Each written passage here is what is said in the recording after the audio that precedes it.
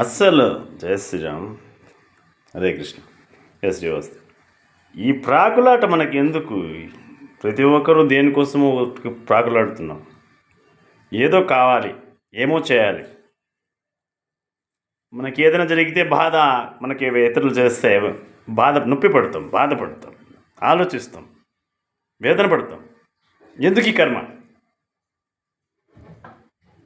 ఏదైతే నువ్వు అనుభవిస్తున్నావో కర్మ, బాధ, వేదన, గత జన్మలో ఇంకొకడు అనుభవించి ఉంటాడు.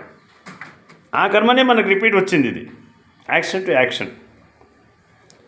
ఎందుకోసం మనము రావడం పోవడం ఏంటిది? ఏం కర్మ? ఎందుకు ఇలా? ఏం చేయాలని? మన లక్ష్యమేమి? దీనికి అర్థమేమి? జన్మకి భగవన్నామస్మరణం ఎప్పుడూ చేసుకొని పోండి. మంచి కార్యాలు చేయండి, దాన ధర్మాలు చేయండి, సత్పురుషుల చింతన, సద్గురువుల సేవ,